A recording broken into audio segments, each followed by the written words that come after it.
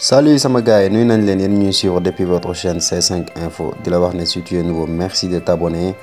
à notre chaîne et d'activer la cloche de notification pour ne rater aucun de nos prochaines vidéos. tey nag ñu fas yéene waxtaan ak yéen ci benn sujet boo xamante ni bi képp kuy sénégalais yitteel na la wala boog ñor na la nga dëkk ci dëkk bi bëgg lu baax ngay musulman ngay chrétien ngay mag ngay ndaw ngay góor ngay jigéen sujet bi bu la intéressé la te bu la war a ñor la. muy rassemblement boobu ànd sàmm jikko yi di organiser bu ñu nee nag ànd sàmm jikko yi certes am nañu ko jiite mais tey jii bépp sénégalais da nga war a def ci sa xel ne yow mi ci ànd sàmm jikko yi nga war a bokk. muy rassemblement boo xam ne dañ koy organiser le 20 février ci place de la nation ànd ceeg seen i association bu ci mel ne ONG Jamra te Mame Matar Gueye jiite ko ak yeneen i association ñu cay woo képp koo xamante ni bii sénégalais nga képp koo xamante ni bii nii franchement jikkoy réew mi wala bokk jikkoy ndaw ñi wala sa ëllëgu réew ñor na la. ñu ñëw fa lii nag objectif bi wala bokk lii sujet du jour bi mooy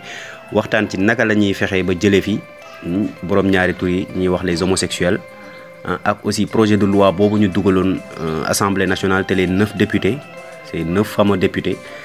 rejeté ko nañ la ñuy fexe ba delloowaat loi bi assemblée ñu voté ko parce que c'est un projet de loi boo xamante ni bi du opposition moo ko fa teg lu keneen ak kenn moo ko fa teg. Sénégalais yi ci jëmmi boppam ñoom ñoo bëgg projet de loi boobu jàll ñu criminaliser ngóor jigéen fii ci réew mi dinañ ci dellusiwaat ci kanam wax leen lan mooy criminalisation parce que ni ko président bi définir sax pour lëndëmal xelu askan wi moo nekkut loolu. dellusiwaat ak yéen aussi ci ay faits yu xew ci réew mi yoo xamante ni bi góor jigéen yi ñu ngi koy amal muy seeni activité ñu bëri xam nañ ci yéen que ne góor jigéen mi ngi fiy bëgg a am doole trop te. état wala boog nguuru Sénégal wala suñu constitution da leen a jox benn doole wala boog da leen a protéger de telle sorte que tey jii boo gisoon ñaari góor yuy sëy sax boo ko signalé bu ñu demee police benn wala ñaari fan lan fay am ñu bàyyi leen parce que franchement gisuñu ci constitution fenn foo xamante ni bii day daan mbirum góor jigéen fii ci suñum réew. ñu commencer d'abord par vous expliquer un peu lan mooy criminalisation parce que dañu gis ne suñu président wala boog. ñenn ci suñuy njiit dañu réeral askan wi lu bëri ci lan mooy criminalisation en nous expliquant que ne luñ criminaliser day mel ni buñ lay àtte da ngay mel ni ku rey nit wala yu demee noonu te fekk ne demeewul noonu. criminalisation du lenn lu dootuñu la juger dans les juridictions ordinaires yi nga xam ne mooy comme le tribunal des flagrants délits wala boog correctionnel mais justement dañ lay juger au cours d'assises nga xam ne léegi ñu ngi ko gën a xamee ci chambre criminelle d'où vient le mot de criminalisation d'ailleurs chambre criminelle. nga xam ne foofu la daan yi gën a méttee foofu la daan yi gën a tare ñu fàttali leen aussi que ne criminaliser nañ fi ay délits lu ci mel ni viol nga xam ne ba ñu koy criminaliser Macky Sall joué na ci rôle bu am importance mais ma leen di interpeller di leen laaj aussi ndax viol donte nag cautionné wuñ ko donte ànduñu ci ndax viol moo gën a bon góor jigéen donte ànduñu ci viol criminaliser nañ fi lu demee ni que trafic de drogue ndax trafic de drogue moo gën a bon lii di góor jigéen criminaliser nañ fi lii di vol à main armée ainsi de suite incendie volontaire nga xam ne mooy taal àll bi ci sa coobare yooyu yëpp ñu criminaliser ko donc pourquoi pas ne pas criminaliser li nga xamante ne bii mooy mbirum góor jigéen te seetlu na ne Macky Sall saa buñ ci waxee danaan toujours tant que maa ngi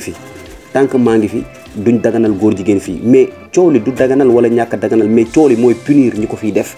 coow li mooy di daan ñi ko fiy def ba nga xamante ne bii nii kenn dootul oseeti bëgg fee exercer loolu nga xamante ne bi mooy góor jigéen wala boog bëgg ko fee dooleel loolu la waa ànd sàmm jikko yi di xeex te yaakaar naa képp kuy sénégalais war ngaa ànd ak ñoom ci xeex boobu noonu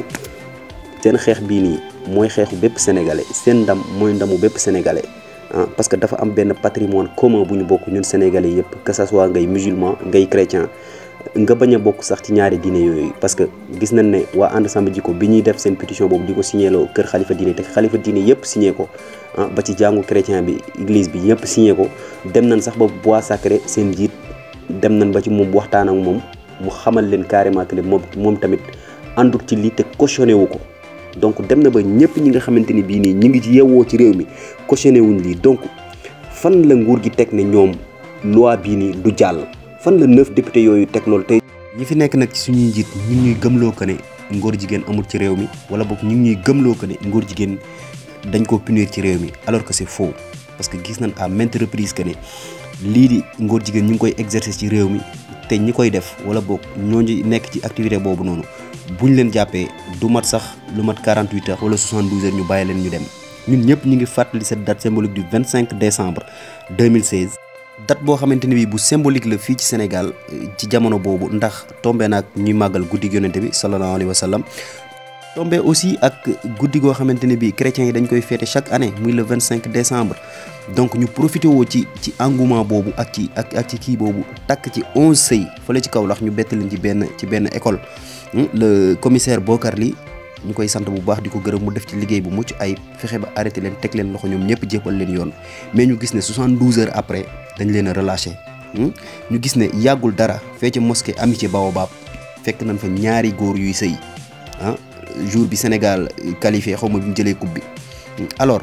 ñu gis que ne ñooñu tamit fan lañ mujjee parce que dara leerul ci seen dossier dara leerul ci seen kii déggoon nañ si ñu ciy wax ne kenn ki wéradiwul ok même bu fekkee bu kenn ki wéradiwul mais kecca wér ki nga xamante ne bii wér na waroon nañ ko teg ay daan siiwal ko fësal ko ci réew mi ba ñëpp xam ne kun ci jàpp ngay def naka sa dul noonu nii leen lay def surtout maa nag ñu jàppale ci néegu bi yàlla ñu remonté un peu au 17 octobre 2020 ñu jàpp fële ca Mermoz plus de 25 mariages ay nit ñoo xamante ni bi dañuy takk ay sëy ci diggante góor ak góor fii ci suñum réew ñu gis ne loolu méngoowut ak suñu aada ñu tegaat ci weer ñu jàpp ne beneen événement bu tragique xew ci grande mosquée 3 heures du matin garde bi ubbi yam ci ñaari góor yuy sëy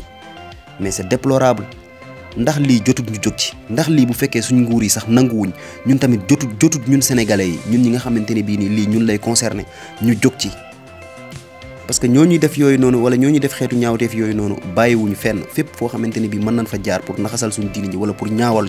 ñu ngi koy def avec la consentement de nos dirigeants parce que man dama jàpp ne xeex moom boo ko fekkee ci ñaari ñu tolloowut doole boo attewut rek sot nga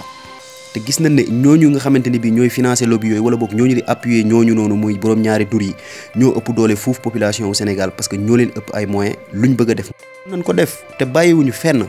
bàyyiwuñu benn lieu boo xamante ni bii buñ ko defee wala boog benn date parce que gis nañ ne ñoom dañuy choisir seen i date di choisir seen i lieu te lieu yi ñu koy defee yëpp wala date yi ñu koy defee yëpp ay lieu la wala ay date yoo xamante ni bii ci suñuy diine wala boog ci suñu aada dañ koy respecté bu baax a baax a baax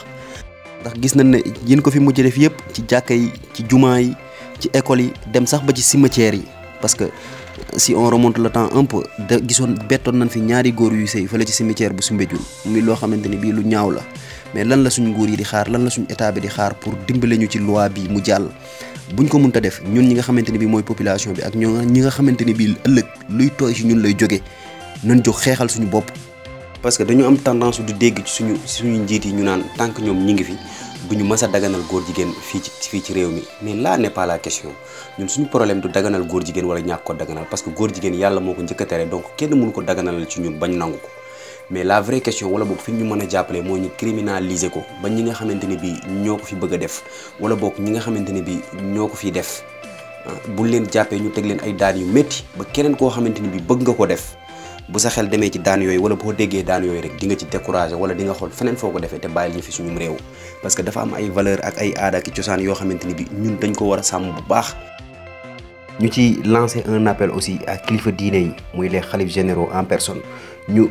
am nañ ci sax taxawaay bu rafet parce que gis nañ ne waa ànd sàmm jikko yi bu ñu fa demee li ñu bëggoon lépp defar nañ leen ko mais aussi gis nañ seen kàddu ñoom ni muy impacté wala boog ni muy impacté ci société bi gis nañ seen kàddu li muy def ci société bi gis nañ seen kàddu aussi li nga xamante ne bi moom lay signifier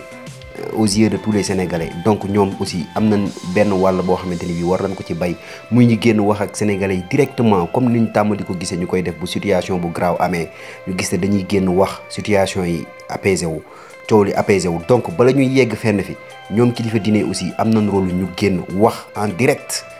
wax ak nit ñëpp ñu dégg leen ñu xamal carrément gouvernement bi que ne lii waa ànd sàmm jikko yi bëgg du waa ànd sàmm jikko yi kese ñoo ko bëgg mais waa Sénégal ñëpp ñoo ko bëgg donc nañ leen ko defal donc nañ ko def nañ criminaliser loi bi pour mën fee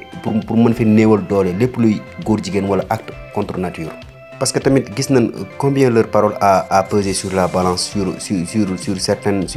situations yi nga xamante ni bii moo mujj am ci réew mi.